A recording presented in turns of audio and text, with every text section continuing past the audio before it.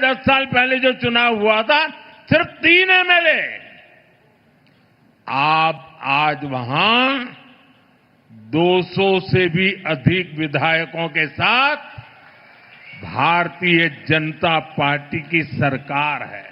বঙ্গজয় করেছে বিজেপি, যা কোনো ইতিহাস সৃষ্টির থেকে কিছু কম নয়। খোদ বিজেপির নেতা মন্ত্রীদের মুখেই একথা বারবার শোনা যাচ্ছে। অনেকেই বলছেন বিশ্বাস হচ্ছে না যে তাদের সরকার এখন বাংলায়। প্রধানমন্ত্রী নরেন্দ্র মোদীর মুখেও বারবার উঠে আসছে বঙ্গজয়ের প্রসঙ্গ। এবার ভিন্ন রাজ্যে গিয়েও বাংলা কথা বললেন প্রধানমন্ত্রী। একই সঙ্গে ব্যাখ্যা করেছেন কিভাবে আজ বাংলায় বিজেপির উত্থান হয়েছে।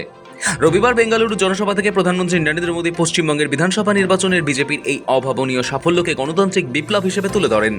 তার কথায় মাত্র 10 বছর আগে যে রাজ্যে বিজেপির মাত্র 3 জন বিধায়ক ছিলেন, আজ সেখানে 200-এর বেশি প্রতিনিধি নিয়ে বিজেপি সরকার করেছে। सिर्फ 10 साल पहले यानी पिछले एक चुनाव के पहले बंगाल में हमारे सिर्फ 3 एमएलए थे।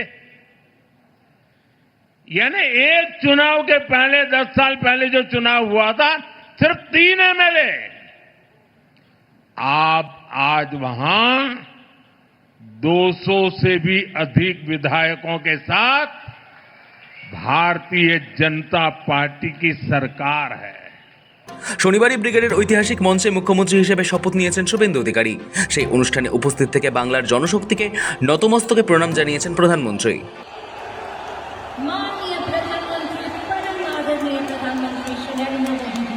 মোদী বুঝিয়ে দিতে চেয়েছেন এবারের নির্বাচনে বাংলা জয় ছিল বিজেপির পাখির চোখ। মোদী ও শাহের বারবার সফর এবং সোনার বাংলার আশ্বাস যে বিফলে যায়নি, 207টি আসনেই তার প্রমাণ। রবিবার কর্ণাটকের মাটি থেকে সেই জয়ের ধারাকেই জাতীয় প্রেক্ষাপটে ব্যাখ্যা করেছেন মোদী। কর্ণাটকে দাঁড়িয়ে বিজেপি নেতৃত্বকে পেপটক দিলেন মোদী। শুধু বাংলা নয়, অসম জয় প্রসঙ্গ বলেন তিনি। মোদীর দাবি নতুন ইতিহাস রচনা করেছে বিজেপি। বলেন, অসমে লাগাতার 3 বার সরকার গড়েছে এনডিএ। বাংলায় প্রথমবার বিজেপি এত বড় আশীর্বাদ পেয়েছে। আর এখন 2 সপ্তাহ আগে গুজরাটে পঞ্চায়েতে দারুণ জয় পেয়েছে বিজেপি। সব নতুন ইতিহাস রচনার মতো ঘটনা ঘটছে। पुडुचेरी में लगातार दूसरी बार एनडीए की सरकार बनना, असम में लगातार तीसरी बार एनडीए की सरकार बनना,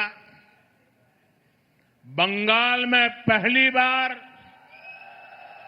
बीजेपी को इतना बड़ा आशीर्वाद मिलना, और अभी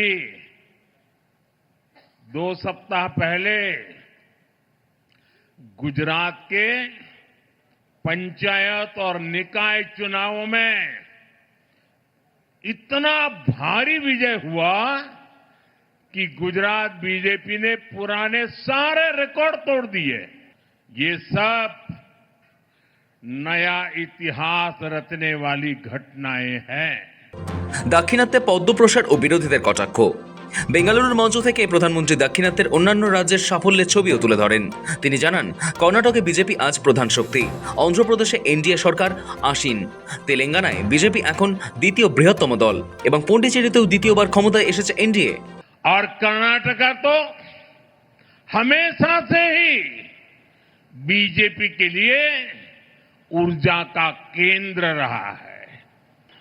आज आंध्रा में एनडीए सरकार है। अगर लोकसभा सदस्यों के हिसाब से देखें तो कर्नाटका में बीजेपी नंबर 1 है। तेलंगाना में बीजेपी नंबर 2 है। पुडुचेरी में बीजेपी एनडीए की लगातार दूसरी बार सरकार बन रही है। বিরোধী দলগুলোকে বিত্তে ছাড়েননি প্রধানমন্ত্রী। তামিলনাড়ুর সাম্প্রতিক রাজনৈতিক টালমাটাল পরিস্থিতি এবং সরকার গঠন নিয়ে ডামাডোলকে কটাক্ষ করে তিনি বলেন, তামিলনাড়ুতে ফল ঘোষণার পরেও সেখানে সরকার গঠন নিয়ে কি নাটক চলল। এমনকি কেরলে সরকার গঠন নিয়ে কংগ্রেসকেও এক হাত নেন তিনি। आप कांग्रेस को देखिए, जिस पार्टी को 40 साल पहले 400 से अधिक सीटें मिली थी, वो पिछले 3 इलेक्शन में सब कुछ मिलाकर भी 100 का आंकड़ा छू नहीं पा रहे हैं। लेकिन कांग्रेस और उसके साथियों का अहंकार इतना अधिक है कि अपनी पराजय के लिए भी वो पूरी दुनिया को दोष दे रहे हैं। तमिलनाडु में प्रक्रिया चल रही थी और इनकी इकोसिस्टम दिल्ली में बैठे बैठे देश को गुमराह करते थे कि देखो 4 तारीख को नतीजे आ गए, 5 हो गई, 6 हो गई, 7 हो गई, 8 हो गई, तमिलनाडु में सरकार नहीं बन रही है। अरे भाई, केरल में तो पूर्ण बहुमत है, वहां तो बना लो। ये इकोसिस्टम केरल के लिए चुप है, नेता नहीं तर्क पा रहे। 2.5 साल की फॉर्मूला करे कि 1-1 साल के 5 मुख्यमंत्री की फॉर्मूला करे, अभी तक उनको नतीजा हाथ नहीं लग रहा है। और अपने पार्टी के नेताओं को भी वादे करना और फिर पीठ में छुरा भोंकना।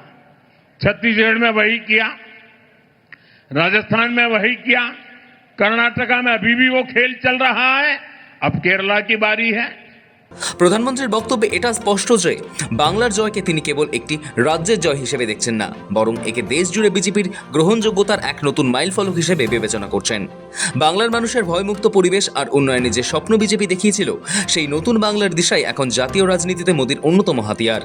207 জন বিধায়ক নিয়ে নবান্নে বিজেপির এই প্রবেশ ভারতের সংসদীয় ইতিহাসে এক দীর্ঘস্থায়ী পরিবর্তনের ইঙ্গিত দিচ্ছে।